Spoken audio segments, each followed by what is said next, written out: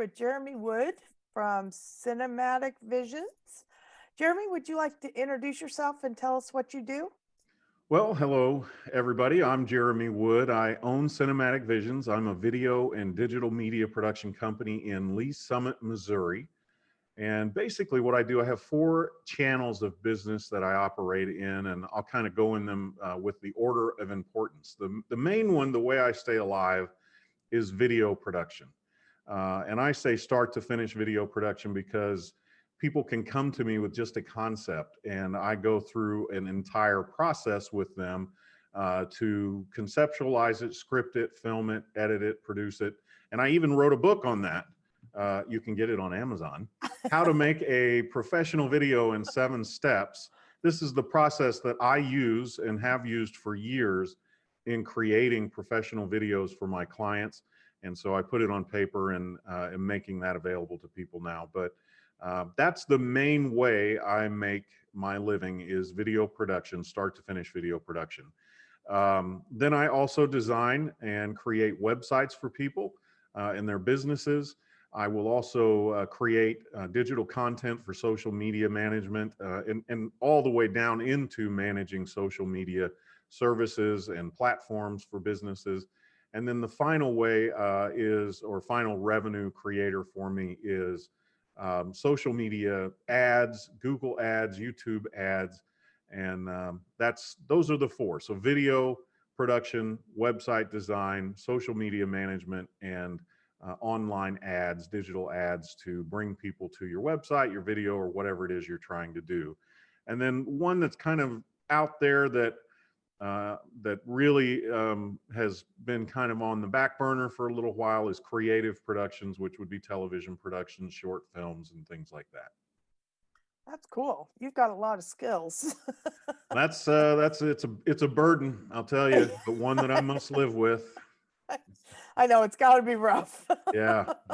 Be this talented. Congratulations on your book. Yeah. Cool. It's on Amazon. I haven't started advertising it yet because they sent me my copy. As you can see here, it says not for resale. And I'm just proofreading it, making sure it all looks okay. Once that I feel good and then it's all dialed in, I'll start advertising that through social media ads and Google ads and try to sell a few copies. Oh, that's awesome. That's really cool. So, where are you wanting your business to go in the future? Well, as I kind of alluded to there when we talked about the last thing that I do, creative productions. Obviously, I love to create videos. I love doing everything that I do. But by far, the most fun is creating a television show or a small film. Just that creative process where you're looking or staring at a blank canvas and you have this idea and you make it happen. And it's obviously, if it's a television show that we've created a couple of television shows, or I've created a couple, and then done some small films and things like that. They're obviously stories and things that you wrote that you have a deep passion about or you care about. And so that just makes it a little bit more fun. I love making videos. For instance, if you came to me and had an idea for a video, I love doing that, but that's your video, that's your idea, that's your passion. I'm creating the video around your idea. But when you're creating a video around an idea that's your own, that just kind of goes to a whole new level and is fun on a different level.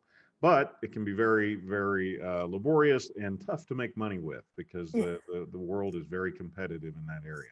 That area, yeah, for sure. But that's really cool. It's great. You've got the skills. Most of us have the ideas. We just can't get to Well, it was kind of born out of necessity. You just, I have doing other people's videos for a long time. You're just like, I want to do my own. And so lots and lots of study and research, and then you just have to jump in and try. No, that's really cool. So what would you say is your least favorite part about your job? Well, because it's just me here, the least favorite thing that I have to do is paying bills and taking out the trash and vacuuming the floor and dusting all the furniture and all that kind of stuff. I mean, small business owners, I believe, are the backbone of the country's economy. But There is so much more that goes into running a business than just doing the part of it that you love. Like I said, nobody's going to vacuum the floors here unless I pay them, and I'm a lot cheaper than paying them. So I vacuum them, I dust them. I tell people I'm the president and owner, executive producer of Cinematic Visions, but I'm also the guy who takes the trash out and dusts everything off. So the least favorite part of it is when you have to, you're not doing your passion. So Right. creating a video is fun. It's great. You're filming, you're editing, you're collaborating with people, taking out the trash, doing the things you have to do to keep the bills paid and the lights turned on and the computers running. That's tough, and that's the less glamorous side of being a business owner that people often don't see, and oftentimes why small businesses don't succeed, because you have to do all the things. And Right. and if you're not willing to do all the things outside of what you love, then it's going to be very hard to be successful. Yeah, those are great points because I think y'all see, the videos, but Yeah. my parents owned a Everybody business. thinks I work So, like 10 to 4 every single day. I sit around sipping on Coca-Cola, making videos, and I have this glamorous life. That's not, I work every day, numerous hours a day. Small business is a lot of fun, and owning a small business is a lot of fun, but it's not what they would call the banker's hours, and it's not this, at least in the beginning, it's not, Mhm. what it's fantasized about being, Right. unless you have a great idea right out of the box and you're able to just get rich, getting Yeah. struck by lightning, so to speak, or winning the Exactly. lottery kind of a scenario. Right. Small business, it's tough work. Yeah, definitely. So, what was the first job you had In this or in my life? in your life? In my life, well, I have a dad who, when I was young, I love him. If I could unzip myself and be somebody else, I'd be my dad. Oh, But when cool. I was young, I often got the story about how originally it was like he was 12, and now when he tells the story to my sons, he was like 4, working in a sawmill for a quarter a day, and no heat, and just so anytime I ask my dad for, Dad, can I have $5 for the, I had to get the story about how money doesn't grow on trees in the backyard. So I have always had to work in some capacity. He for his career ran retail stores, Okay. and I remember being very young, sitting in his stores, back in the day before everything was scanned, putting price tags with the little price tag gun on Right. merchandise, and dragging cardboard boxes out into the back of the store and crushing them, and taking out trash and sweeping floors. But my first real job that wasn't my dad helping me make money was I lived in Sedalia, Missouri, and there was a golf course there at the Sedalia Country Club. Not that I was a country club kind of person, but the golf course needed help. And I worked in the pro shop for a man named Ed Gaunt. I made $2.85 an hour picking up golf balls on the range, the driving range, cleaning golf carts, cleaning golf shoes and golf clubs, just anything that the pro shop needed. And the most famous person I got to clean golf clubs for was a pitcher for the Chicago Cubs named Rick Sutcliffe, and the violin player, the guy that the song "The Devil Went Down to Texas," Oh, yeah.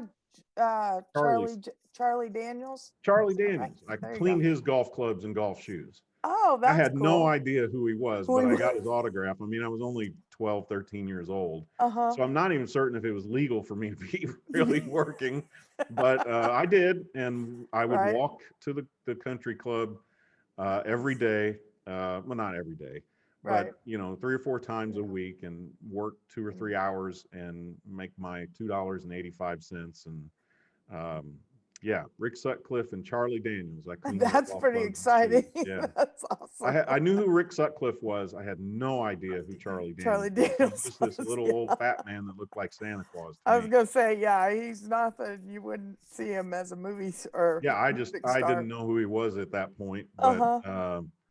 That's anyway, awesome. yeah, that Um, was my first job. that's cool. So you've done a little of everything, which is awesome. Yeah, yeah. I have worked um, the golf course, McDonald's, I've done, all the jobs that you're supposed to do when you're a teenager to figure out that's Exactly. not what I want to end up doing. Let me get back in school. So, Right, yeah. exactly. Speaking of school, what educational path did you take? Well, I graduated in Sedalia at Smith Cotton High School. And then my first 2 years, I actually played baseball. I don't look like it, but I used to be a pretty good athlete. I played baseball for Longview Community College up here in Lee Summit, Missouri. Okay. Back before the Metropolitan Community Colleges combined everything over at Maple Woods, Longview had a program. We always played Maple Woods. My claim to fame there is if I had been 3 years younger, I would have gotten to play against Albert Pujols, who played for Maple Woods. And some of the people Oh, watching cool. this may not know who he is, but fantastic. Look him up. Um, and so I played baseball a couple of years there. We were a very, very good baseball team. Had a couple of guys drafted and go into the pros. And 4 or 5 years after I was done, I'd see all kinds of people I played against on ESPN. Oh, Um, cool. and I had an offer to play some places else, but I had fallen in love and I didn't think I was going pro. So I went on to UMKC and got a communications degree there. And all of my classes were in photography, audio production, video production, of course, except for just the basics of how you film and framing and things and lighting. All the stuff I learned then, we don't do now. It doesn't exist. That That's equipment doesn't right. exist. What do you Yeah, ask somebody like today? What do you put? What kind of tape is that? It's not tape. Everything's digital. So exactly. yeah, that's where I finished everything up. I did while I was at UMKC from '95 to 2001. Uh, I did a radio sports talk show here in Kansas City. It's the station now is 810, but back then it would have been 1510 a.m. And if you ever listen to Soren Petro and Curtis Seabolt, Curtis and I had a weekend show, and we would fill in for all the big famous guys when they went on vacation. At the same time I was doing that, though, I was also working for AT&T, and AT&T figured out my background in video and audio production and began utilizing my abilities there. And it wasn't long before people in AT&T started asking me to do things for them outside of AT&T. And it got Okay. to be big enough where it was time to see if I could make a living at it. I Yeah. loved working at AT&T, loved all the people there, loved the radio, Mhm. but it just got to a point where it was like, look, I really enjoy this. This is a lot Right. of fun and I'm making money. So in 2003, I incorporated the business. At the time, I had a business partner who was also at AT&T. In 2005, he and I both left AT&T to start Cinematic Visions full time. And Mhm. then in 2011, he actually got an offer to come back to AT&T that he couldn't refuse, so he took that. And so from 2012 on, I've been doing this full time by myself. But it was kind of a roundabout way: radio, AT&T, and then them discovering that I had kind of gone to school for this kind of stuff, and then it growing from a little side job and hobby to the point where I couldn't do AT&T and this. Right. So I took the leap, and the good Lord's been good to me, and He's taken care of me, and that's what I've been doing ever since. That's great. That's great. And I think it's great for students to hear that, oh, I started off in Yeah, baseball and have moved. yeah, Because a lot of times you think, oh, I should know what I want to do. And yeah. I have two sons. One is a senior at the University of Missouri. The other is a senior at Lee Summit High School. uh-huh, And the one at high school, I think he really knows what he wants to do. He wants to be right, a play-by-play broadcaster. He's very gifted at it. uh-huh, But my older son is at MU, and he's finishing everything up, and he's like, Dad, I'm not even sure if this is where I want to end up now. And I've told him right, 1,000 times, look, son, finish off your degree. right. My, people, and this may not make your final cut for the video, but businesses want to see that you made the commitment, that you Exactly. finished it, that you got the degree. And Right. sometimes whatever you started off in or whatever your degree might be in, I believe the chances of you ending up in that field are probably 50-50. Yeah. I didn't go to school to work at AT&T.